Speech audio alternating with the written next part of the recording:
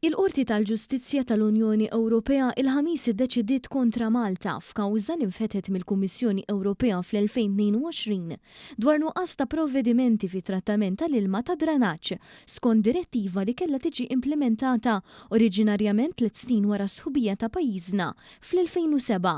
Minkejja dan anka wara li gvernijiet nazzjonalisti talbu għal estensjoni ta' 10 snin fil-perjodu ta' tranzizzjoni, is-sitwazzjoni baqgħet mhux konformi. Fil-fatt waqt li l-kwistjoni għaddiet minn gvern għal ieħor sa tmiem il-perjodu finali fl-2017 kienet fadal xi jsir skont il-Kummissjoni Ewropea, bil-konsegwenza li spiċċat tirreferi lil Malta quddiem il-Qorti tal-Ġustizzja tal-Unjoni Ewropea fil-Lussemburgu.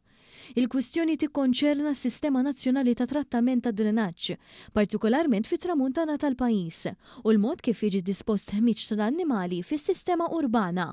Jirriżulta li s-sentenza tal-qorti ibbażata fuq valutazzjoni tal-pożizzjoni ta' Malta sa' Ottubru tal-2017 u ddikjarat li ma setax tieħu in konsiderazzjoni t-tibdil u t-titjib li segwew wara dik id-data.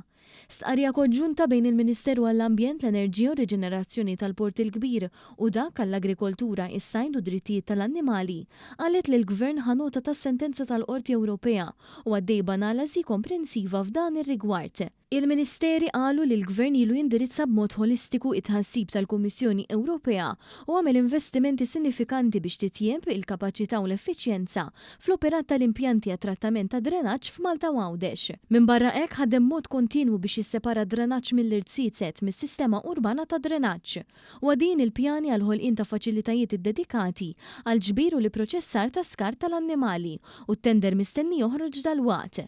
Fl-istess ħin il-Gvern laħaq qbil mal-bdiewa biex iġorru d-demel lejn l-impjant ta' Sant'Annin f'Marsa Scala b'riżultati pożittivi ħafna.